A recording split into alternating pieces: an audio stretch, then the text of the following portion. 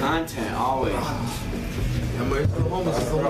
it going? Oh man, we already met, folks. Yeah, that's my boy right here. Yeah, I met everyone I did. Yeah, no, it's all the boys, Wait, so where are you staying out here in Texas? What city is your Dallas. city? Dallas. That's what I thought. So the last Texas night will be in my city. Okay, dope. Yeah, so luckily we get to come back home. Nice and end it big. Sick. Yeah, you know what I'm saying?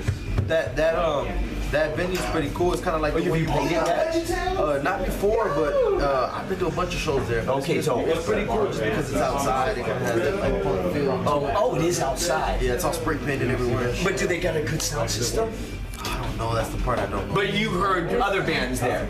Only They sounded good and they had pedals and they had all okay. It's just always like we recently just did a show that was like hardcore DIY, and it's like that shit. Well, it's just like when it's a band and everyone's plugging in cabinets, it works. But our setup is so unique, being electronics.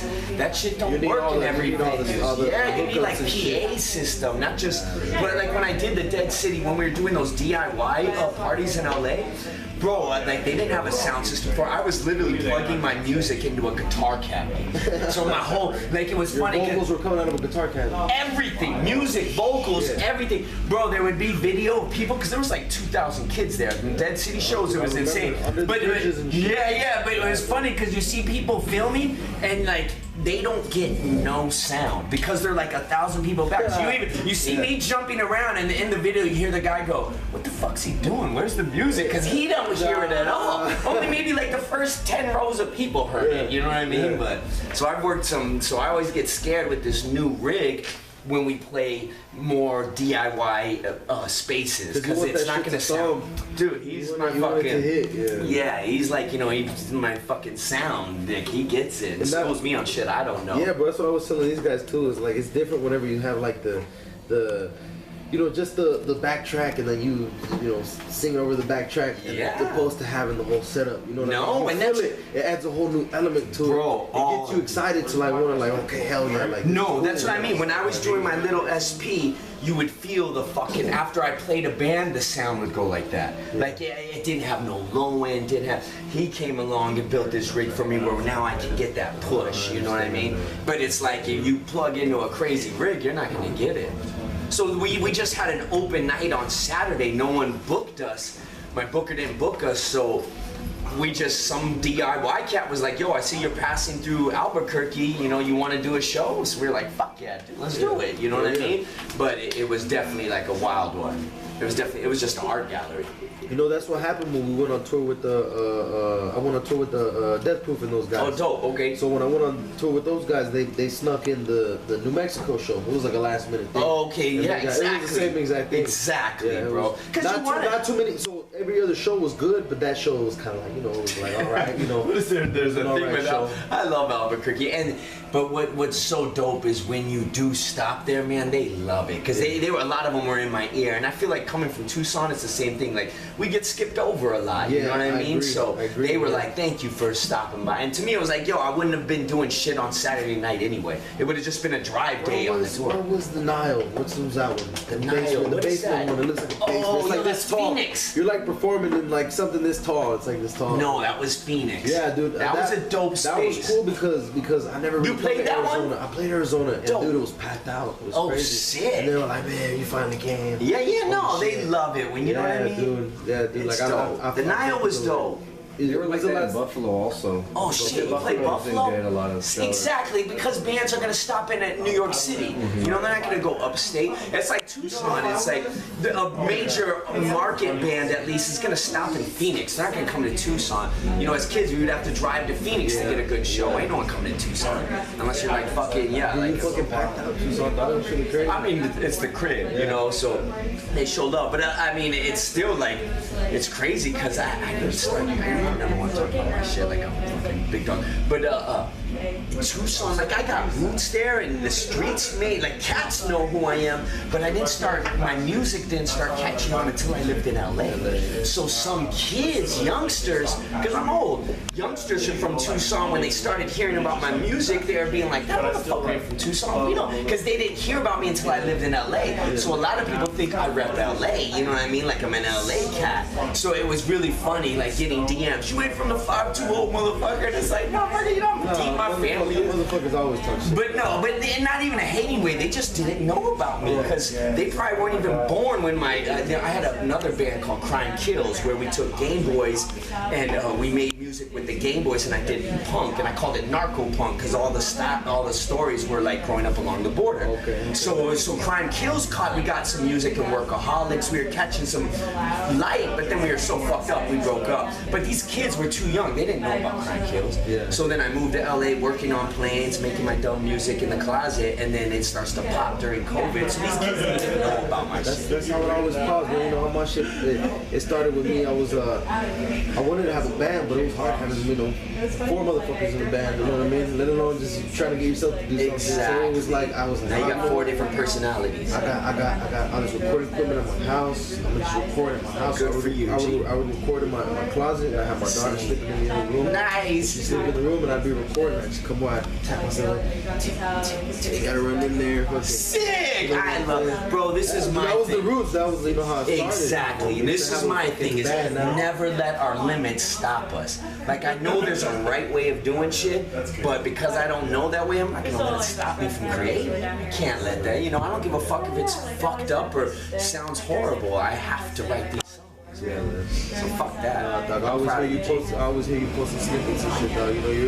You're more adamant about the music itself. Oh, that's what you focus on. I'm a big visual artist. I love the visuals. Sick. I barely got visuals for my show. You get more, do videos, bro. You would do great in visuals. I'm trying. I need to, and I get cats who are always like hollering. I'm just always so shy in the sense of like, I'm like, oh bro, I can't pay you. I'm fucking still struggling. I'm always still a day away from needing a job, So I'm like, so when I feel cats that are like, yo, I'll do it on the arm just to create with you, then we run it. Like when we did that little bunny rabbit video, that dude, like, I didn't have to pay him for that. He just did it out of love. I used to talk to Narnos. Yeah, and he'll holler at me. And when we did that one where I was an Uber driver. Yeah, you had the Fight Club dudes and all the homies. Yeah, exactly. They all came through. But that one, I was like, bro, all I can do is buy everyone pizza. That's all I can do, dude. I can't pay for this shit. So I like when cats like fucking do it. Oh, what is this on the TV? I was like, are these people in the club? Because there was guys with guns. Like, are they coming through the front door? Yeah,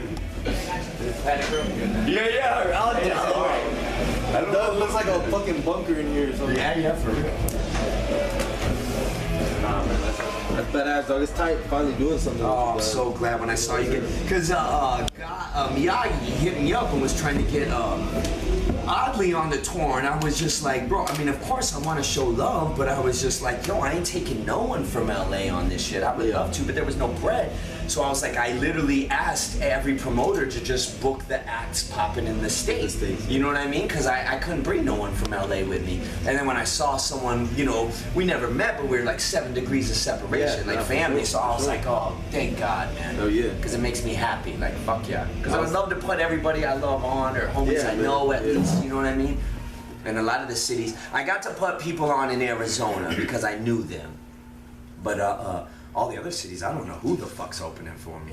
And sometimes promoters don't get it. I was telling this man right here, we need to do one, me, you, and Prayers, full tour, man. Sick. That would fuck be it, we'll go to dope. Mexico. Dude, that would be dope. Tour. Yeah, I see him. He sells out Mexico. Dog. That I have passport issues. I'm finally in the process right now of clearing it. Yeah. So hopefully in the next couple months, because I was been told like, yo, your shit will pop in Europe. So I've been trying to get my passport shit together, and I'm finally gonna do it. I mean, Mexico ain't nothing. I'll sneak over there. You know what I mean? You're getting back to the yeah, that's what I mean. Because this big podcast asked me to do a thing over there in Tijuana, and I'm like, yo, is it cool? Can you just walk back and forth? And he's like, yeah, ain't no problem. Like if it was in Tucson, my family's coyotes. Like I'll fucking sneak over there. If it's through Sonora, it's no problem. But Tijuana, I didn't know how strict it was. Like Cali, right? Yeah, but I hear homies say that, like, yeah, you don't need a passport, but if they want to fuck with you, they'll stick you in a room like 3 hours, question you if you don't have a passport. One time when we passed from Texas to Cali, we were passing from Arizona into Cali. And when we were passing through, we stopped, and they were like, "Hey, you have any flower or plants?" Yeah, exactly. And the homie was like, he looked back at me and was like, "No." And we were like, "All right, go ahead." and I was like, bro, why'd you act sketchy? Like that's so what the dope. fuck? I love They that. didn't say nothing. They didn't say No, nothing. but I love that because when we pulled up to the New That's Mexico. how much they don't care. Like, Exactly, but when you pull up to we pulled up to a New Mexico one, and Val didn't know what to do. I don't have a driver's license, so they drive for me. And Val didn't know what to do, and the lady kind of got mad. And then she asked, she's like, "Is everyone an American citizen?" And it would have just been dope to be like, yeah. What the fuck? nah, man, That's what she was saying. So how long was this tour in the works before? You know, I honestly, man, it happened fast. And from this is my first time, you know what I mean?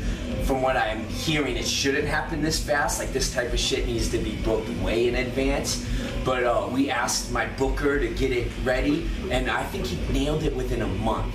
Which, from what I hear, is like, we tried to get him to do it before, like maybe earlier this year, and he couldn't do it. He was like, "Yo, man, everything's booked." Because you know, you think of all the logistics that go into it. You need to make sure you plan a route, and then you need to make sure that all those clubs that you're going to aren't taken by other bands. I guess they call it a hold. This is all new to me. Yeah. But like 50, like he schools me, like, because this man's been doing this his whole life. But he like maybe 15 bands will have a hold on this Wednesday, and then the booker will send out an email to everyone saying, "Hey, I got someone who's ready now. Who wants to lock this down?" And if no one jumps on it, you get it. So you know, because you gotta plan this route, so that shit takes months, man. Yeah. You know, we've been planning it, and we were actually talking about doing one, like you just said, with you. And we were actually emailed you, and then we saw that you already had a tour. Oh shit! no, you already had your shit planned. Okay, because I would have loved to. We You had know what I sent mean? it shortly right after you had already, announced yours, and we're like, damn. Oh, that would have been dope. But, we had the right idea. We No, that's We were on the right path. Yeah, exactly. I mean, we have homies who do it. We that just plan it themselves. Just like I even know punk bands in LA that they don't got no booker. I'm blessed to have a booker. It's a give and take. You know what I mean? Because homies who don't.